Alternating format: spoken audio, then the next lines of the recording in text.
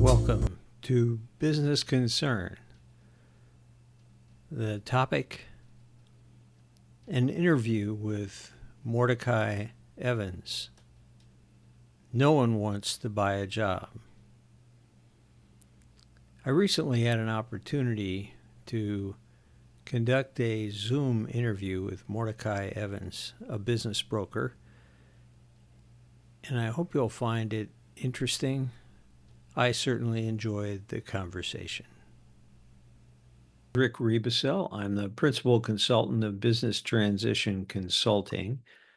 I was a lawyer for many years and litigated business disputes, and finally got tired of arguing over spilled milk and decided to try and do something about keeping the milk in the bottle. So I became a consultant, which allowed me to talk to all the owners of a business. And I work now with owners of businesses in enabling them to come to agreements about business transition. Yeah, I work with both acquisitions and mergers, people planning to sell, people looking for something to buy. My name is Mordecai Evans. I started in business brokerage about 7 years ago, actually 8 years ago. Previously I was in the pharmaceutical business, pharmaceutical sales, and always has been in sales.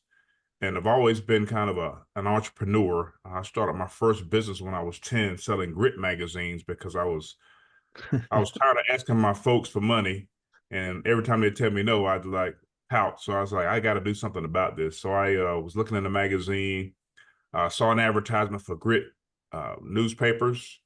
I think you can buy them for like 5 cents, and you turn around, you sell them in barbershops and beauty salons for about 15 cents. So actually, I think it was more than that. I think it was 25 cents. So that was kind of my first business go at it at business. And then as I, grew older, I always had a little side hustle here and there. I was trying to make money on the side. And went to Clemson University, got my degree in animal science, thought I was going to veterinary school. Didn't go to vet school, went to work for a pharmaceutical company and start selling drugs to animals, animal drugs, I should say. And just always been in sales. And in my career, I kind of got bored with what I was doing and started looking for other careers I thought that would challenge me a little bit greater. And I just combined my passion for entrepreneurship and sales and said, I guess I'll do business brokerage. And then recently, last year, I started my own firm, Business Acquisition Advisors, here in Augusta, Georgia. I'm sure one of the things you run up against as a business broker is having somebody ask you to take a look at their business and then say, what do I have to do to sell it? Am I right? Yeah, absolutely. There are times where we get inquiries or calls from business owners. And of course, we have to take a look at the financial statements and kind of determine, what we feel that we can get for the business in the marketplace. And we also do, I guess, what we call pre-due diligence, where we're looking at the business from a buyer's perspective and saying, okay, hey, what are the things that are going to be attractive to the buyer in this business? What are the things that may not be as attractive to the buyer in this business? Then we have a discussion with the seller, on those items. And, sometimes the price expectations may not be where they want them to be, or there may be some things about the business that need to be changed in order for it to be sellable. Now, there's one or two things we can do. We can take it to market as is and probably get a lower than expected price, or, we can hire someone like you, Rick, to go in and kind of help get them, to the place where they need to be, based on some of the suggestions we make. And then, in 1 to 2 years, however long it takes to correct those, few items, and then we can get them ready to, go on the market for sale and get that price expectation met. Yeah, what you're saying is music to my ears, because you're preaching to the choir here. I'm commonly gone into businesses to discuss things with the owners, and often what the owners want to know is, what's my business worth, or can I realistically sell this business? And one of the things that you point out is that question is, what kind of a price do you want? Do you want the highest possible price for this business? If so, most of the time the business isn't ready yet. Yep. And you rolled in the figure of 2 years. I see 2 to 3 years preparation for a business to sell all the time. That's if they want the maximum value. And so I have written a great deal about what I call prior diligence. You Mm-hmm. called it due diligence because that's what the buyers do. But I have a strategy of prior diligence, which I've written about on my Substack, which is Mm-hmm. Rick Rebusel Substack.com. Mm-hmm. And that's a strategy of trying to establish in planning and in action uh, the uh, the things that make a business more Right. valuable, the things Absolutely. that will get you the maximum price. And sometimes it just takes time. But what happens so frequently is that business owners will look at what's urgent. They have to make the Mm-hmm. payroll. They Yep. got to get that delivery Absolutely. done, and they're not thinking about the strategy of how can I get the maximum value for the business. Right. And the people that are really successful are able to do both. They make Right. time to do what's important, not urgent. You're right. And I had a good friend of mine tell me once, Rick, that the only reason to start a business is to sell a business.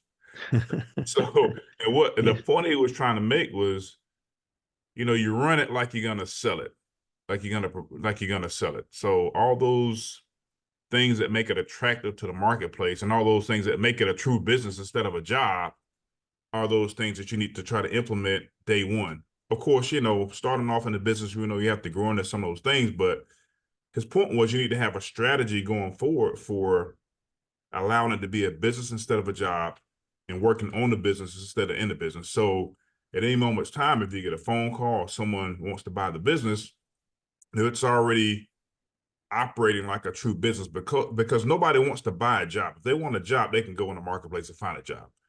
When they're looking at the business, they want to buy a true business, an operating entity that's generating good cash flow, that has customers in place, where the owner's not the one doing all of the work. And so those are the things that make a business attractive. Now, I encourage people when I talk to them about starting a business, start with that in mind.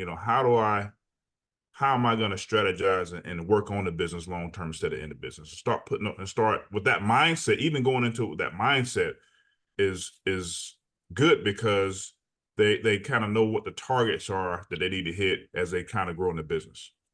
Yeah, and with that perspective, I think it's important, let's just say they call you up as a business broker and you come in and say, you know, uh, this looks like a real good business in 3 years, and here are the things you have to do. And one of them is you, the owners, have to get out of managing this business and being an Yep, indispensable part of the business, that's which is right. great, Absolutely. great advice. But then there's also the question of, look, if we're going down the road 3 years, uh, what if something happens? What Yep, if someone owner has a health problem or gets in yep, an auto accident or just keels over from a heart attack and is absolutely. gone? What do we do? Yep, And so one of the important things that I try to bring in is these owners have to, in preparing the business, have to make an agreement among them. yep, And a lot of absolutely. people just call it a buy-sell agreement, but there's really a lot more to it than that. But they have to make an agreement about value. Yep, What do we pay somebody who can't go the 3 years and get that that's right. maximum value? That agreement has to come into place, Yep. and that's a lot of what I do. But I think as a business broker, you give great advice when you say, I'm willing to try to sell your business, but if you want maximum value, here are the things you have to do. Yeah, and I just did a video on identifying a business broker early on before you need to sell. Find someone that you can build a relationship with, because even though you're not ready to sell, they can provide valuable advice to you about what buyers are looking for. And that's really the key. If you want to sell to a buyer, you got to know what they're looking for. representing some clients where there were two owners, and one of the owners did pass away. It was a very chaotic situation. They didn't have a buy-sell agreement in place. The one of the siblings got the business, and had to do all the transition stuff in the process of me selling. It was a nightmare. And you were referring earlier to some of the things that are involved in the business, and it's interesting when you say, well, contact a business broker. A lot of people have an accountant. A lot of people have a business lawyer that they work with. Um, and those professionals, some businesses have even been appraised because of there been in a loan transaction or something like that. Right. So, what's the interaction of the professionals, and what unique thing does the business broker bring? Normally, we're the last ones to be brought to the table, right? We're brought whenever, something happens or they're ready to sell. And so there's normally a lot of long-term relationship in place between a business broker and a client. But that's something that I like to change as, we kind of put more content out and start building relationships with people, and just being accessible to people and letting them know I'm here for, if they need advice about anything, or, valuations or anything. So our role in the process, and I tell people that my role in the process is to make your life a lot easier, and to bring value from the standpoint of delivering the highest price to you at the best terms. And so our process is designed around, creating competition in the marketplace for your business, negotiating the best price and terms for your business, helping you get through due diligence, kind of managing that process with all the attorneys and the accountants and any other professionals that are involved. We kind of the quarterback in the deal per se. So that's kind of our role, and then just knowing the process, being able to kind of talk to the other side, and share things and kind of keep the deal together. So my job is to keep the deal together so the business owner can get the highest price, the best terms, and they can continue to work in the business and not have to worry about, doing the things that need to be done in the process. Because during that time, that business owner does need to focus on running the business, because the buyer is looking to see, if that business tails off in revenue or something goes wrong. Because if it goes wrong, something goes wrong, if they have their attention divided and they're trying to run the business and they're trying to, sell the business, that buyer has leverage against that seller, because if the revenue drops down, or something happens, that's leverage where they can come back and say, we were going to give you this amount, but now we want to give you this amount because you lost this account, or you did this, or you lost this particular employee, this key employee, or whatever. So the business owner needs to focus on running the business during the sale, and let the business broker and the other professionals do what they do best, and that's keep the deal moving forward and pushing towards that closing table. In my experience, and having been on the other side as a lawyer for many years, I think it's important too that the owner understand the boundaries of the professional and, let's call it, consultative people. The business broker, uh, the consultants come in with a rather broad spectrum. They're not protecting privileged information. Right. They're not representing one group against another. The lawyer has to say who the lawyer represents. Does the lawyer represent the company? Does the lawyer represent the majority owner? And often when I come into a situation, I ask that question and nobody knows. The lawyer's just been around, maybe the golfing buddy of the owner, I don't know. But we're asking the question, who's the lawyer represent? And if the company hasn't been through a thorough owner agreement where everyone has to have a different lawyer to enter into an agreement, that question can be a real problem. Because when the decision is made, we know that the majority owner, if there's a majority owner, is going to make the decision. Right. But what about the minority owners and their rights? And that's when you don't want things to fall apart. And I know you as a business broker can see that one coming, and you can talk to all the owners Exactly right. and try to diffuse any obvious problem. Yep. The other thing that we run into all the time is that whether it's an accountant or a lawyer or even an appraiser, sometimes everybody's involved and interested in the business. So they all have their ideas about what ought to be done. Mm-hmm. And it's important that the owner listen to everybody, gather the information, but then the owner needs to make the decision. The owner needs to listen to everybody Yep. and make a good decision. And Absolutely. I run into all the time owners that say, well, I got to talk to my attorney because I do what my attorney tells me to do. Mm-hmm. Well, yeah, you should do what your attorney tells you to do with legal documents. But if your attorney gives you business advice, you need to listen to everybody and Mm-hmm. make your own business decision. Same thing goes with an accountant or an appraiser. And while we're talking about an appraiser, how do you see the role of an appraiser in the business sale process? Yeah, I'll touch on that, but I'm gonna touch on something else you said, which was Oh, key. okay, go ahead. So what? Yeah, you putting some good nuggets out there for me to pick up and really work on there. So, what you said about the broker, well, the attorneys, they can only talk to the attorneys, right? So the buyer's attorney cannot call the seller. Correct. The seller's attorney cannot call the buyer. The attorneys have to talk to one another. As a business broker, I have free range to talk to anyone. I can Yeah. talk to the seller, I can talk to the buyer, I can talk to either accountant, I can talk to either attorneys. And what that does is allow, if issues come up that need to be resolved, as a broker, I can identify those issues and bring whoever is pertinent to solving that issue to the table and try to get it taken care of.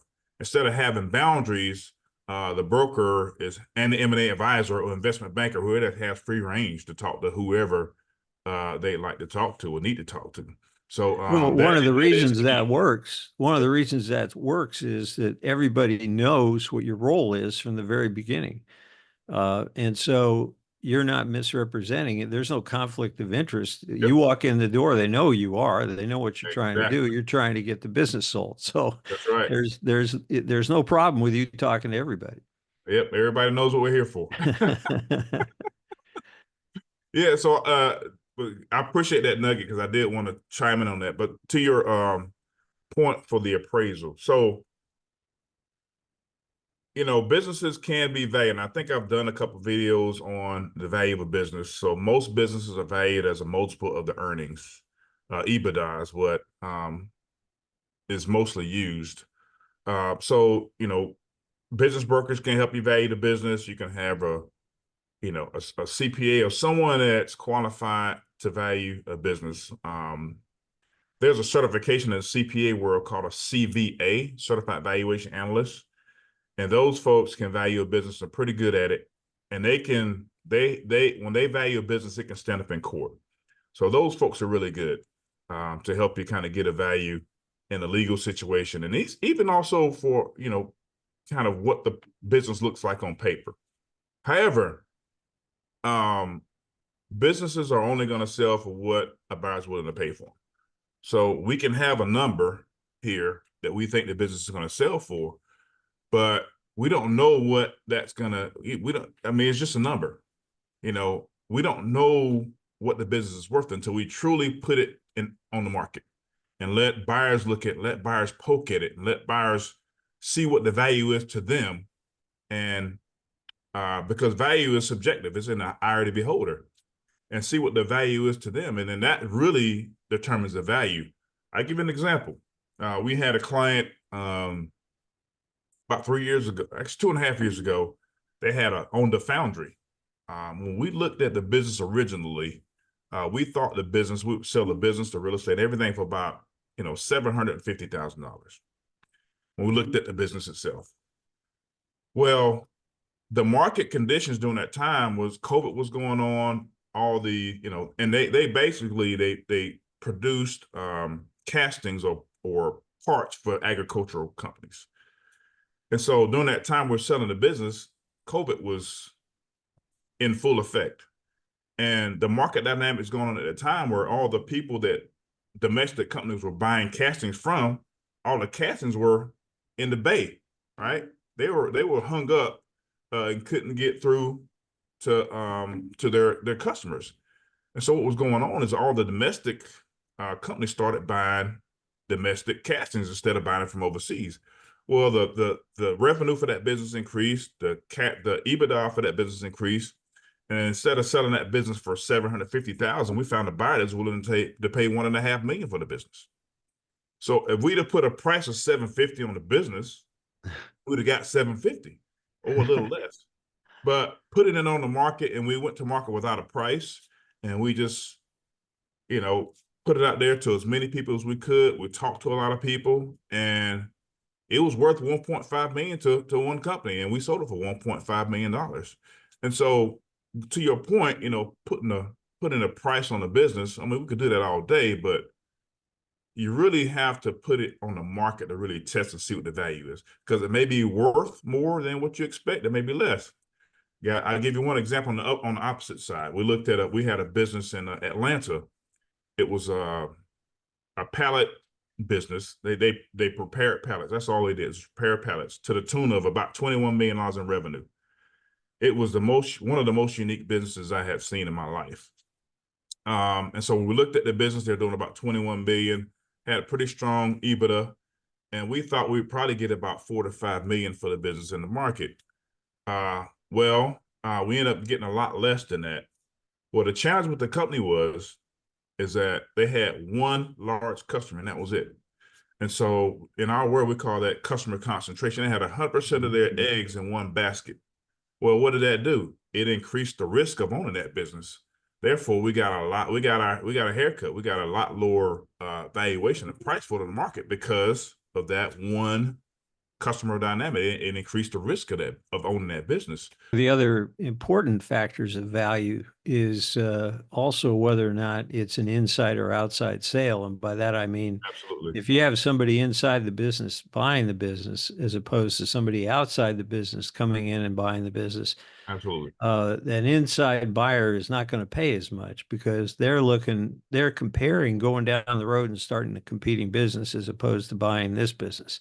So there's a big discount right there.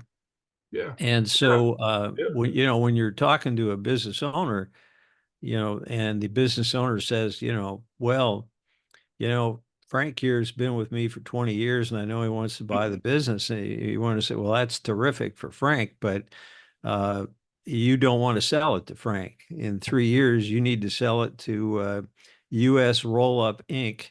That's Right. going to give you top dollar because you put together a business that runs itself. Right. And Yep. and Frank's going to be as happy as you are because he owns part of the business now, and it's going to be cash in his pocket and cash in your pocket. So don't feel bad for Frank. Just Right. make your business be worth the maximum amount. Right. I used to run into a situation all the time with appraisers where they would appraise the minority value of a business for some sort of a state issue or a buy-sell agreement issue. And, as a broker, if you take a minority interest in a business and put it in the marketplace, it's not worth a thing. It's not worth anything. No. And so the only way that you can have a minority interest valued is if you value it among the owners and they make an agreement about that. That's right. And I think that fact is so important in the waiting period before you're trying to sell. Yep. And of course, it's one of the things I do, so I think it's really important.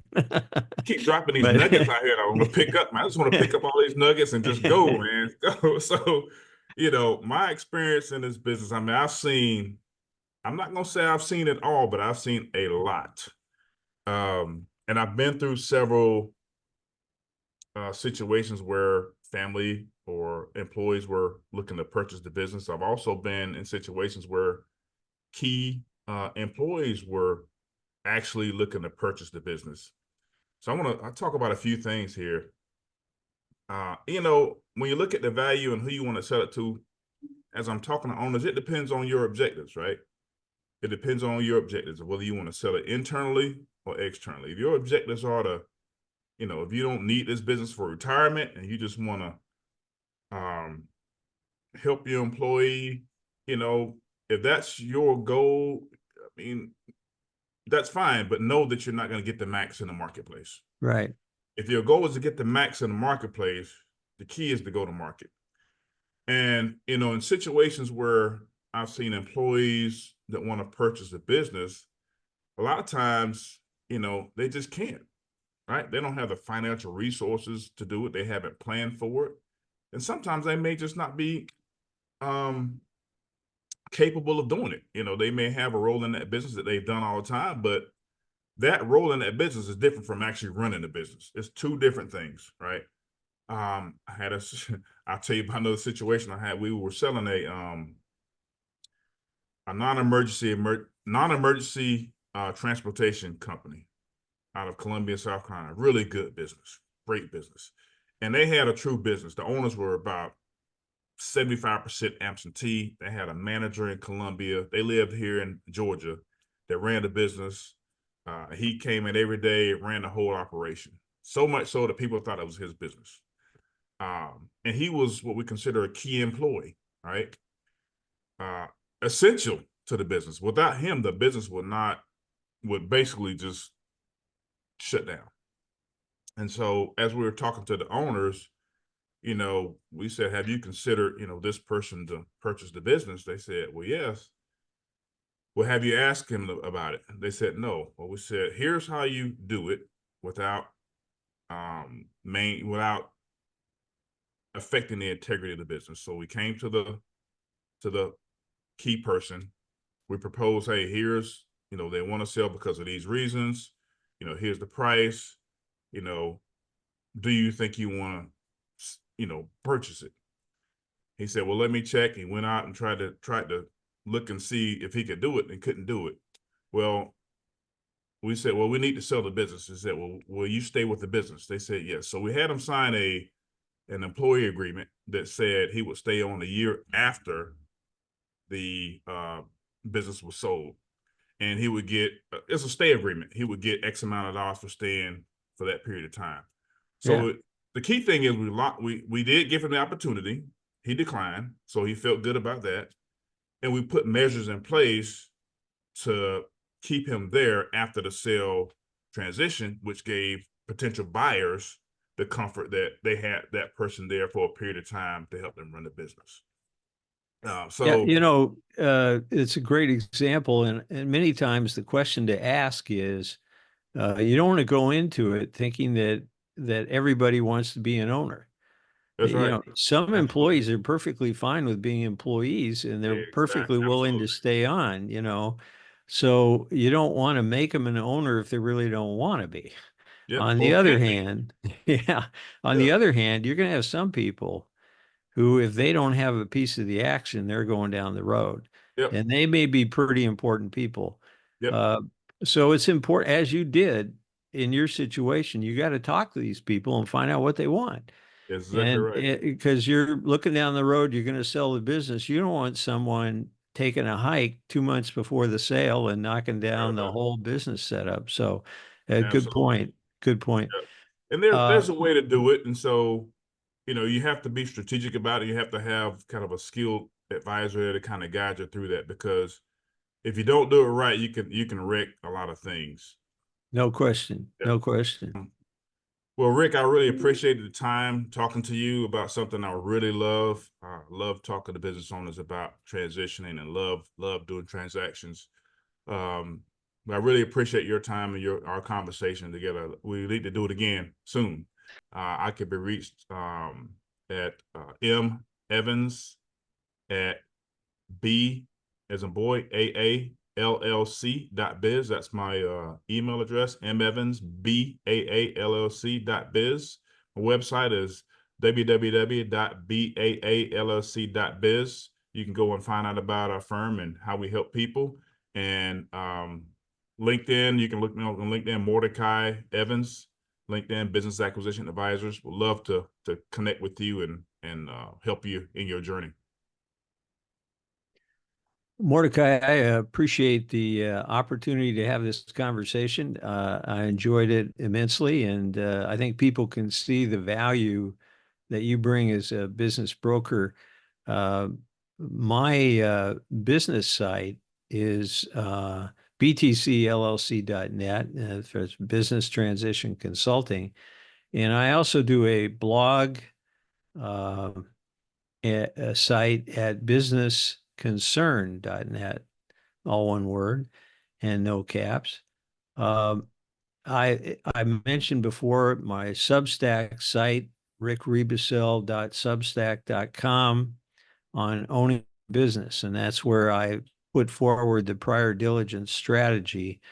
The two things that I do are helping owners come to some sort of an agreement about transition and helping implement the prior diligence strategy.